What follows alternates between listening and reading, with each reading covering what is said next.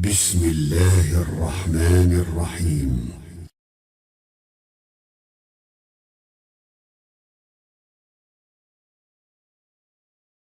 اعوذ باللہ من الشیطان الرجیم. 16واں پارہ سورہ طٰہٰ، آیات مبارکہ 85 اور اس کے بعد. آیت شریفہ 85 کے الفاظ مبارکہ کے معنی عرض کیے جا چکے ہیں. اللہ کی توفیق سے بامحاورہ ترجمہ سماعت فرمائیے، پھر اس کے حوالے سے اللہ کریم کی عنایت سے کچھ ٹوٹی پھوٹی گزارشات عرض کرنے کی کوشش کرنے کا ارادہ ہے. اللہ تعالی نے ارشاد فرمایا، سو یقیناً ہم نے آپ کی قوم کو آزمائش میں مبتلا کیا آپ کے بعد، اور سامری نے انہیں گمراہ کیا. موسیٰ علیہ السلام اپنے خیال میں اللہ تعالیٰ کو راضی کرنے کے لیے قوم کو پیچھے چھوڑ کر جلدی جلدی وعدہ کی جگہ پر پہنچ گئے. اللہ پاک ان سے ہم کلام ہوئے، تورات عطا فرمائی، لیکن ساتھ ہی سرزنش اور باز پرس بھی فرمائے کہ قوم کو اپنے بغیر چھوڑنا اس حالت میں مناسب نہیں تھا. اور اس کی وجہ ہی سے قال فَإِنَّا، یہ جو فے ہوتا ہے بہت دفعہ فے کے بعد جو ہوتا ہے، فے سے جو پہلے بات ہو اس کا یہ نتیجہ ہوتی ہے. دوبارہ توجہ فرمائیے، اتنی مشکل بات نہیں، اللہ مجھے کہنے کا سلیقہ دے دے. فے کے بعد جو بات ہے وہ پہلی بات کی وجہ سے ہے. موسیٰ آپ نے قوم کو پیچھے چھوڑا، حالانکہ حکم یہ تھا کہ ان کو ساتھ لے کے آنا. اس کی وجہ سے ہم نے کیا کیا؟ آپ کی قوم کو آزمائش میں ڈال دیا. تو یہاں قوم کو سزا نہیں ملی، سزا کی بات بعد میں ہوئی کہ وہ اس آزمائش میں پورے نہ اترے. اگر پورے اترتے تو کامیاب ہو جاتے. وہی آزمائش ان کے لیے انعام و اکرام کا سبب بنتی. موسیٰ علیہ السلام کی بات وہیں تک ہے. موسیٰ علیہ السلام کی غلطی کا اثر قوم پر نہیں، اور قوم کی غلطی کا اثر ہر ایک کی اپنی اپنی بات ہے. تو موسیٰ علیہ السلام کی قوم کا امتحان آ گیا.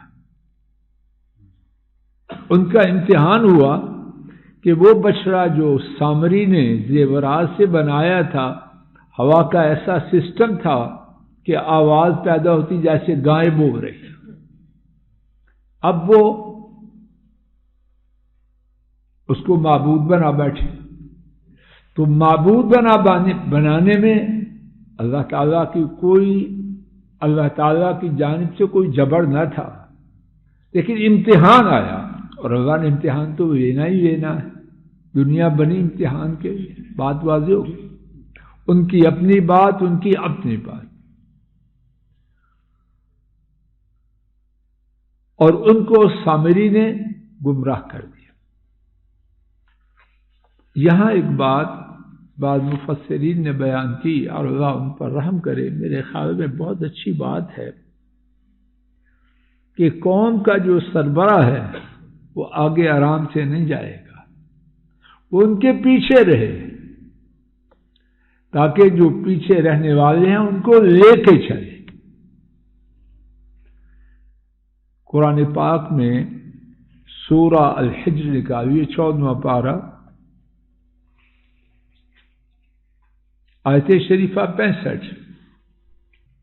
فَأَسْرِ بِأَهْلِكَ بِقِطْعٍ مِّنَ اللَّيْلِ فَأَسْرِ بِأَهْلِكَ بِقِطْعٍ مِّنَ اللَّيْلِ لوط علیہ السلام کی قوم پر وعدہ لوط علیہ السلام کی قوم پر عذاب کرنے کی خبر لوط علیہ السلام کے پاس آئی۔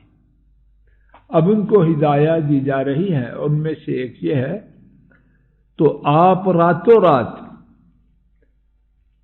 رات کے ایک ٹکڑے میں اپنے اہل کو لے کے نکلو، وَاتَّبِعْ أَدْبَارَهُمْ، نوٹ فرمانا، ان کے آگے چلو نہیں، آپ ان کے پیچھے آؤ۔ رئیس قائد کہاں چلے، یہ ہمارا دین ہے۔ بات واضح ہوئی۔ وَلَا يَلْتَفِتْ مِنْكُمْ أَحَدٌ، اور تم میں سے کوئی مڑے نہیں، مڑ کے نہ دیکھے۔ وَامْضُوا حَيْثُ تُؤْمَرُونَ، جہاں کا تمہیں حکم دیا گیا ہے وہاں چلو۔ تو لوط علیہ السلام کو، جو ہمارے موضوع سے متعلق بات ہے، کیا حکم دیا جا رہا ہے؟ قوم کے امام ابو داؤد حضرت جابر رضی اللہ عنہ سے روایت کرتے ہیں، رسول کریم صلی اللہ علیہ وسلم جب قافلہ اسلام، لشکر اسلام چلتا تو اس کے پیچھے رہتے۔ اللہ اکبر، یہ ہے سرداری، یہ ہے قیادت۔ کوئی دنیا میں ایسے قائد ہیں، ان کی کیا کچھ ہے وہ پہلے اور کیسے پہلے؟ لوگ مرتے رہے سڑکوں پر اور وہ کہاں ہیں؟ کسی نہ کسی بہانے کھسک جاتے ہیں۔ تو آپ صلی اللہ علیہ وسلم جب قافلہ چلتا، لشکر اسلام چلتا تو پیچھے ہوتے، کیا کرتے؟ فَيُجْزِي الضَّعِيفَ، جو کمزور ہوتا اس کو ہانکتے۔ کیا مطلب؟ جس کی سواری کمزور ہوتی اس کو اشیر باد کہہ کے چلاتے پیچھے سے۔ وَيُرْدِفْ، اور جو پیچھے بلا سواری رہ جاتا اس کو اپنے پیچھے سوار کر لیتے۔ وَيَدْعُو لَهُمْ، اور ساتھ بد دعائیں کرتے نہیں، اور ان کے لیے دعائیں کرتے۔ تین کام بتلائے، پیچھے رہتے اور اس کے بعد کیا کرتے؟ تین کام کرتے۔ جس کی سواری کمزور ہوتی اس کو ہانکتے، چلنے میں مدد دیتے۔ جو بلا سواری رہ جاتا اس کو اپنے پیچھے سوار کرتے، اور تیسرا کام یہ کرتے کہ ان کے لیے دعائیں کرتے۔ یہ ہے قائد سب سے پیچھے۔ تو موسیٰ علیہ السلام پہلے چلے گئے، اگرچہ ان کا مقصد اللہ پاک کی رضا کو پانا تھا، لیکن اللہ پاک نے اس بات کو پسند، اور اس سے ملتی جلتی بات الگ ہے، لیکن نبی پاک صلی اللہ علیہ وسلم تھے، نبی صلی اللہ علیہ وسلم ایسے تو اللہ نے اپنا نمونہ اپنی طرف سے عطا کردہ نمونہ نہیں بنایا۔ جس طرح اللہ وحدہ لا شریک ہے، اسی طرح ان کا نمونہ کائنات میں ان کی کوئی مثال ہو ہی نہیں سکتی۔ اور مثال ہونے کا مطلب یہ نہیں کہ وہ کھاتے پیتے نہ تھے، شادی نہ کرتے تھے، کسی عورت کے بیٹے نہ تھے، کسی باپ کے نہ معاذ اللہ، یہ نہیں، انسان تھے۔ کھانا پینا، سونا، جاگنا، تھکنا، بیمار ہونا، صحت مند ہونا، غمگین ہونا، یہ ساری باتیں الگ ہیں، اپنے حیثیت میں، مقام میں، اوصاف میں، خوبیوں میں، کمال میں اللہ کے بعد سب سے اونچے، اور کوئی ان کے برابر نہ تھا، نہ ہے، نہ ہوگا، نہ انسانوں میں، نہ فرشتوں میں، نہ ملائکہ مقربین۔ اگلی آیت شریفہ، فرجع موسیٰ إلى قومه غضبان أسفا قال يا قوم ألم يعدكم ربكم وعدا حسنا۔ الفاظ شریفہ کے معنی، تو پلٹے موسیٰ علیہ السلام اپنی قوم کی جانب، غضبان مبالغہ کا وزن ہے، یعنی بہت زیادہ غصے، اسفا کے ایک سے زیادہ معنی ہے. ایک معنی ہے غصے والے اور دوسرا معنی ہے غم اور افسوس میں. تو بعض مفسرین نے لکھا، اللہ ان پر رحم فرمائے، کہ غصے کا معنی تو پہلے آ گیا، تو یہاں معنی کیا ہوگا؟ غم میں اور افسوس میں. قال، انہوں نے کہا، یا قوم، اے میری قوم، الم یعدکم ربکم وعدا حسنا، کیا تمہارے رب نے تم سے اچھا وعدہ نہ کیا تھا؟ افتال کیا قال لمبی ہو گئی، علیکم تم پر، العہد اس کے متعدد معنی ہیں. ایک معنی ملاقات، کیا تم پر ملاقات کا وقت لمبا ہو گیا؟ یعنی میں 10 دن کوہ طور پہ مقررہ 30 دنوں سے اوپر ہو گیا تو بڑی لمبی مدت ہو گئی. ام اردتم، یا تم نے ارادہ کیا، ان یحل علیکم، یہ کہ اترے تم پر، نازل ہو تم پر، غضب من ربکم، تمہارے رب سے ناراضگی. فاخلفتم موعدی، سو تم نے میرے وعدہ کی خلاف ورزی کی. بامحاورہ ترجمہ، موسیٰ علیہ السلام اپنی قوم کی طرف پلٹے، نہایت غصے میں اور غم اور افسوس میں. انہوں نے کہا، اے میری قوم، کیا تمہارے رب نے تم سے اچھا وعدہ نہ کیا تھا؟ کیا تم پر ملاقات کا وقت بہت لمبا ہو گیا؟ یا تم نے ارادہ کیا کہ تم پر تمہارے رب کا غضب نازل ہو، سو تم نے میرے وعدہ کی مخالفت کی.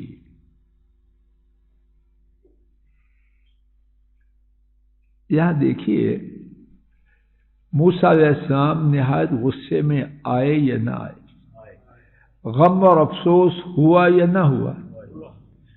ان کا غصہ اور افسوس ٹھیک تھا یا غلط تھا؟ جواب دیجیے. کہتے ہیں نہیں، جو غصے میں نہیں آنا چاہیے. یہ سبق پڑھاتے ہیں کہ نہیں؟ غصے میں نہیں آنا چاہیے. نمک مرچ پر، نمک زیادہ ہو گیا، کھانے کو لیٹ ہو گئی، میرا بیڑا غرق ہو گیا، گلی میں کھڑا گھنٹہ کھڑا رہے، بکواس کرتا رہے، پھر نہیں ویٹ ہوتا. اور وہ بیچاری 3 دفعہ سالن گرم کر کے پھر رکھ لی، پھر ٹھنڈا ہو جائے، اور کہنے کی جرت نہیں کہ میں نے 3 دفعہ، اگر کہا طلاق طلاق طلاق، چلو فائر کھول دوں گا. ہے گھروں میں ایسے شیطان کا زور زورا کہ نہیں؟ بات نہیں کرنی، ہاں، منہ بنا کے جیسے کوئی درندہ ہوتا ہے. خود گھنٹہ ویٹ کرے کوئی پرواہ نہیں، اور 5 منٹ صبر کرنا پڑ جائے، آسمان ٹوٹ گیا، زمین پھٹ گئی، تیرا بیڑا غرق ہو گیا. تیرا بیڑا ہے ہی ایسے. عجیب تماشا گھروں میں بنا ہوا ہے. اور بعد میں کہتے ہیں جی ڈاکٹر صاحب عورتوں کی بڑی حمایت کرتے ہیں.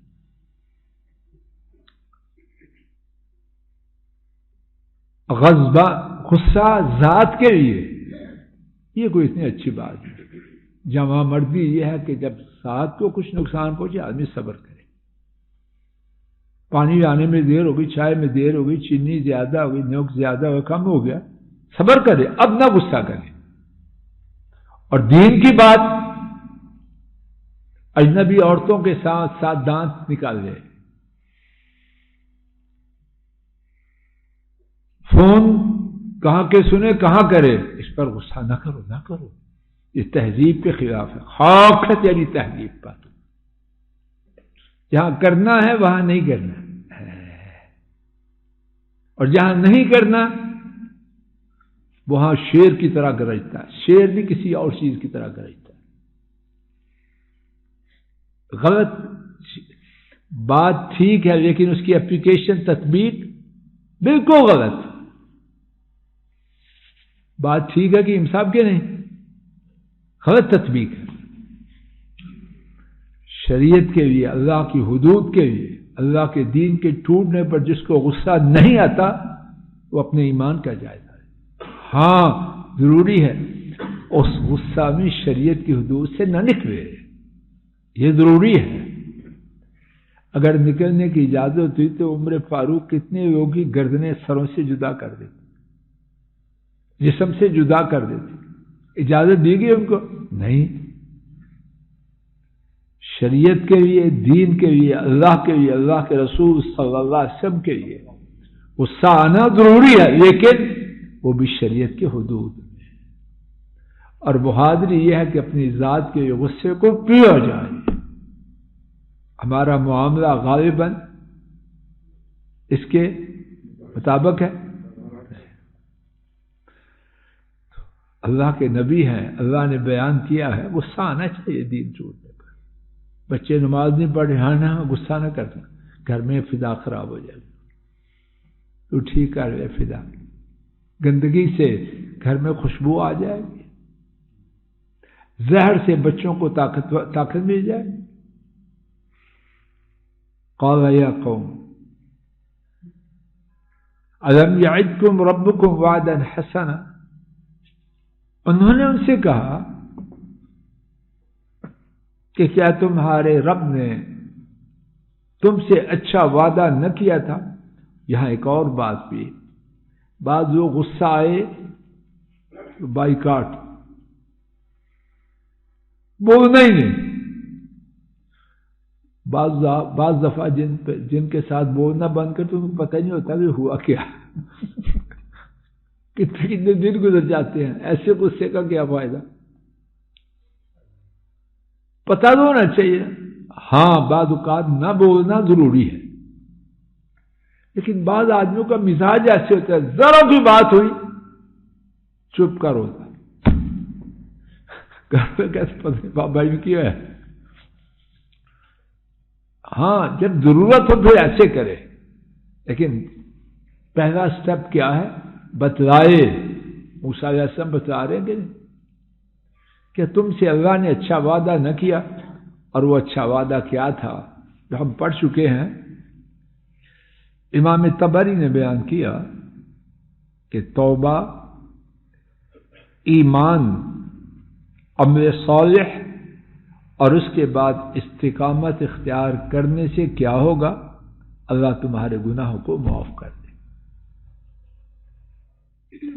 तूर की दाईं जानिब या तूर की मुबारक जानिब मूसा अलैहिस्सलाम से अल्लाह कलाम करेंगे और तुम्हें तौरात मिलेगी, और तुम पर मन और सलवा नाजिल होगा। कितने बड़े बड़े और शानदार वादे थे। अल्लाह ने इतने अच्छे अच्छे वादे किए और तुमने क्या किया।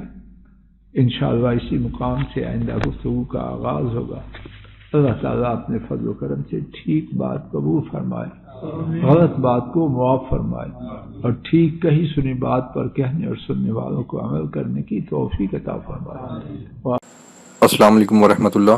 ये डॉक्टर फजल इलाही साहब का ऑफिशियल यूट्यूब चैनल है। इसको लाइक, सब्सक्राइब और शेयर करें और बेल आइकन प्रेस करें ताकि नए आने वाली वीडियोस का नोटिफिकेशन आपको मौसूल हो सके। जज़ाकुमुल्लाहु खैर।